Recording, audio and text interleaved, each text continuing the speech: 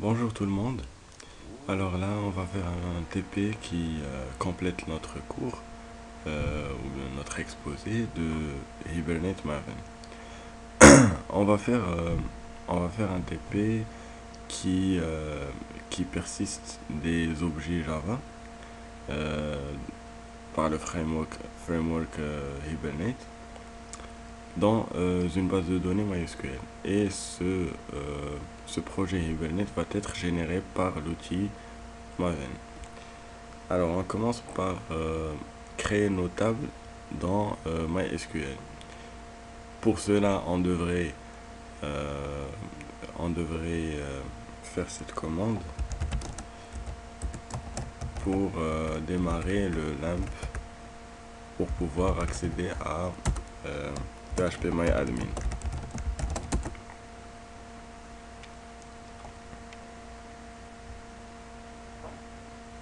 C'est bon, maintenant on peut y accéder. Localhost phpMyAdmin. Bon, moi j'ai déjà fait une base de données pour gagner du temps. Et cette base de données contient deux tables, la table étudiant et la table faculté.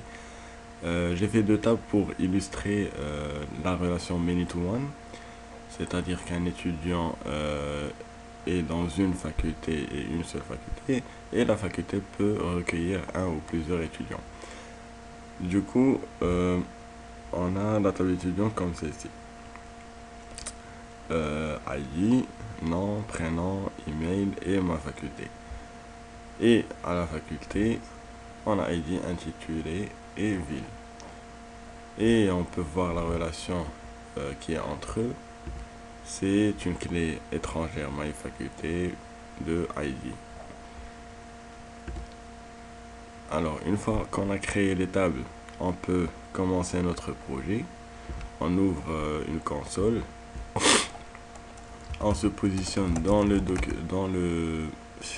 dossier où l'on veut créer notre projet. Et on tape la commande suivante. Maven archetype de .generate. Vous devez disposer d'une connexion internet pour que Maven télécharge des plugins et des données du dépôt distant. Alors là, on a une liste des chiffres, bien des nombres qui nous donnent, qui sont spécifiques à des projets différents. C'est-à-dire par exemple, le 658, c'est un projet Spring Framework, etc. Nous, ce qui nous intéresse, c'est le Hibernate, donc c'est le 15. Entrée, on donne le groupe ID, c'est on va dire comme masterql .maven pa par exemple, maven package. Et on donne l'artefact, c'est le nom de notre projet, on va le nommer Hibernate pour QL. Là, on laisse la version telle qu'elle est et le package par défaut, on valide par le Y, entrée, c'est bon. Maintenant, on a notre projet qui a été généré. Ce qu'il faut faire maintenant, c'est modifier notre fichier POM. Alors, si on fait un CD vers notre projet, Hibernate, et laisse, voilà, le pom.xml est la source. On ouvre le pom qu'on avait déjà expliqué, son contenu. Et là, on ajoute des dépendances entre dependencies. Dépendance qu'on aura besoin ici, c'est la dépendance de MySQL Connector Java et Hibernate Core. Il suffit d'aller au dépôt distant, search.maven.org, et on entre la dépendance qu'on veut. org.hibernate, Hibernate Core et la dernière version 4.1.8. On copie la dépendance Apache Maven. Voilà, copier et on la colle dans les dépendances. On fait la même chose pour le MySQL connector. Alors, MySQL, voilà, MySQL connector Java, et la dernière version 5.1.22. Copier et coller. C'est bon, on a le fichier POM qui est maintenant prêt. Maintenant on revient. Ce qu'il faut faire, c'est qu'il faut créer mkdir, il faut créer un dossier dans dans le main, c'est-à-dire qu'il s'appelle resources. Alors on a source main et il faut rajouter resources. Alors ce dossier va contenir tous les points XML, c'est-à-dire tous les fichiers de configuration de notre projet et aussi les fichiers de mapping. Alors comme vous pouvez le voir, on vient de créer ce dossier dans le main. Maintenant ce qu'il faut faire, c'est commencer à créer nos classes, c'est-à-dire chaque table aura besoin d'une classe entity de type entity, étudiant et faculté.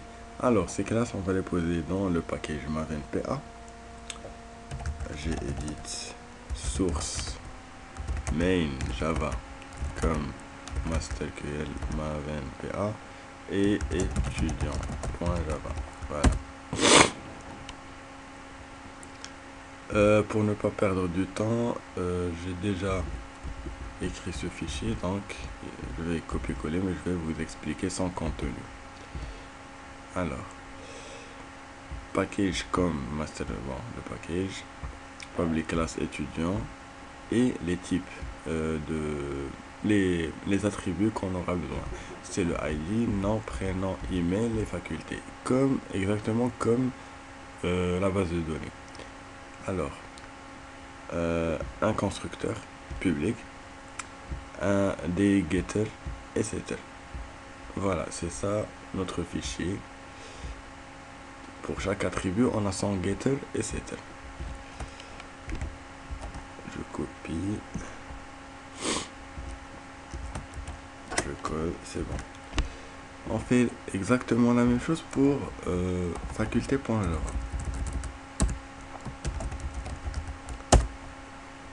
Voilà. La même chose, le ID, l'intitulé, ville, un constructeur et les getters et setters. C'est comme un bin, mais ce n'en est pas un. Faculté, c'est bon. Maintenant, il faut faire les mappings, c'est-à-dire pour chaque objet ou bien pour chaque classe entity, on doit faire un point hbm.xml qui a le même nom que le point java, et c'est là où on met la relation entre l'objet ou bien entre la classe et la table dans la base de données. C'est-à-dire que si on a ici par exemple on a le intitulé de la classe faculté, on doit dire que ça correspond à intitulé qui est dans la table faculté dans la base de données. Alors on va voir ça tout de suite. J'édite, sauf que là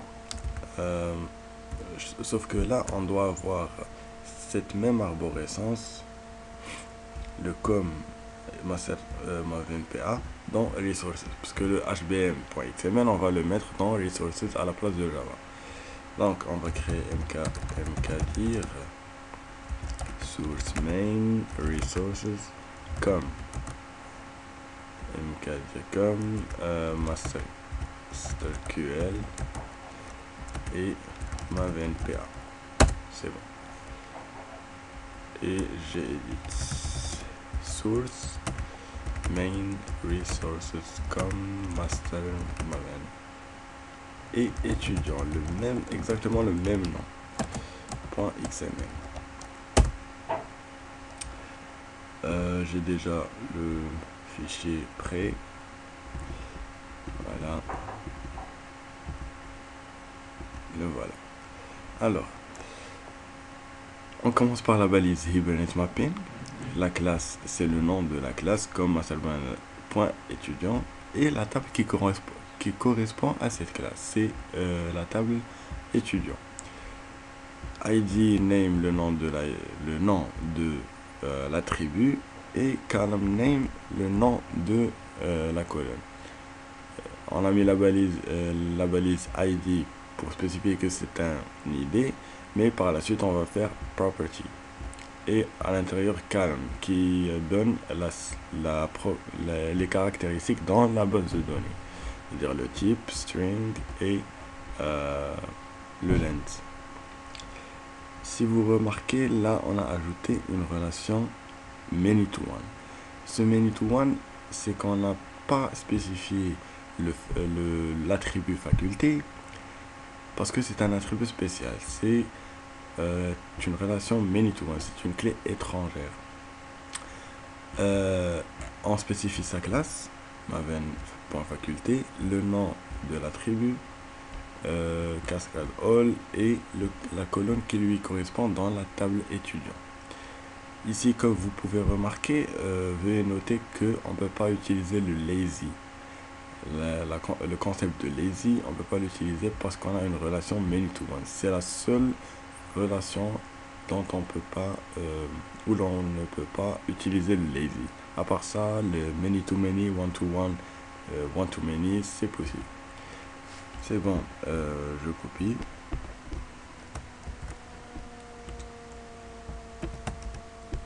C'est bon. Exactement la même chose pour faculté.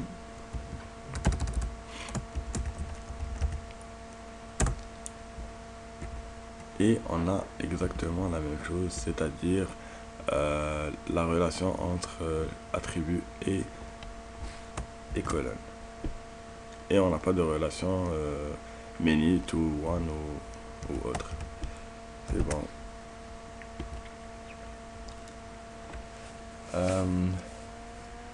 Maintenant, on va faire le hibernate.config.xml. C'est là où on spécifie notre base de données, toutes les propriétés pour la connexion avec la base de données. Alors, c'est gedit, source, main, resources et hibernate directement .config.xml.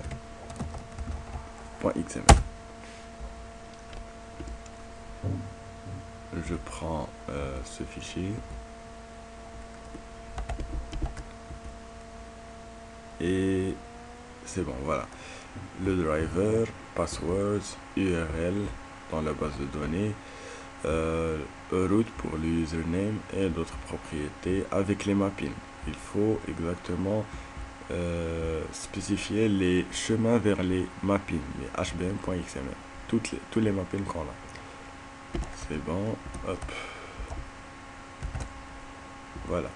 Il nous reste un dernier fichier, c'est le Hibernate Util. C'est là où on va charger le hibernate.config.xml et on va créer nos sessions, récupérer une session, l'ouvrir et là où on peut faire nos transactions. Alors, ce fichier va être un autre package qui s'appelle persist et non pas maven.pa. Donc on va créer ce persist.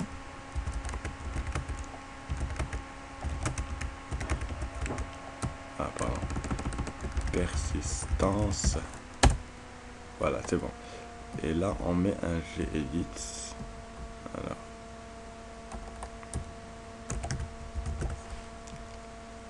Gedit hibernate util .java.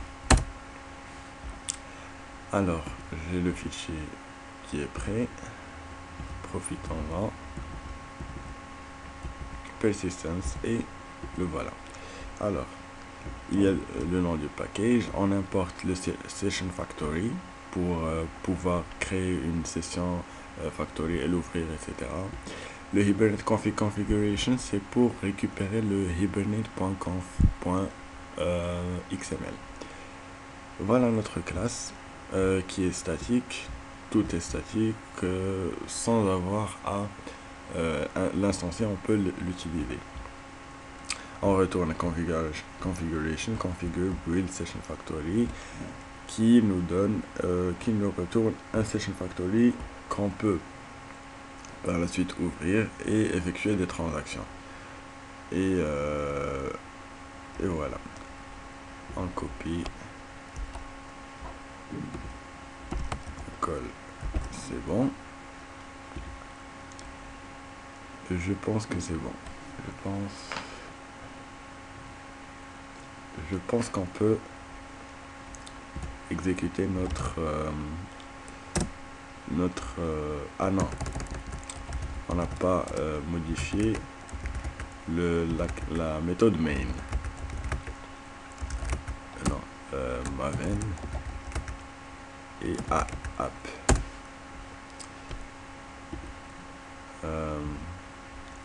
Là, on a fait un exemple de saisie qui devra saisir des données dans notre classe, dans notre base de données. On appelle hibernate.session et le hibernate.util. On appelle le hibernate.getSessionFactory open session qui nous retourne une session quand commence la transaction. On met les méthodes, on modifie ses attributs, on affecte l'attribut faculté dans l'attribut, on affecte l'objet faculté dans l'objet étudiant et on fait save et commit. Normalement ça devrait marcher. Alors on copie, je sais pas si j'ai copié, voilà, on colle, c'est bon. Normalement ça devrait marcher comme ça.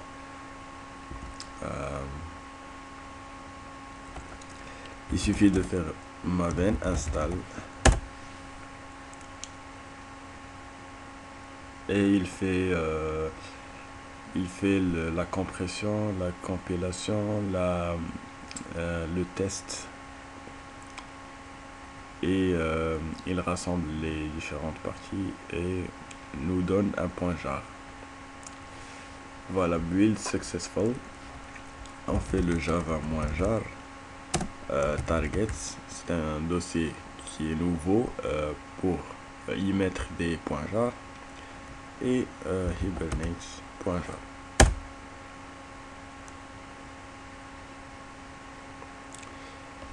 Normalement il a pu se connecter à la base de données étudiant, voilà, Wahi Soufiane, l'email et MyFac, il a donné le numéro 1.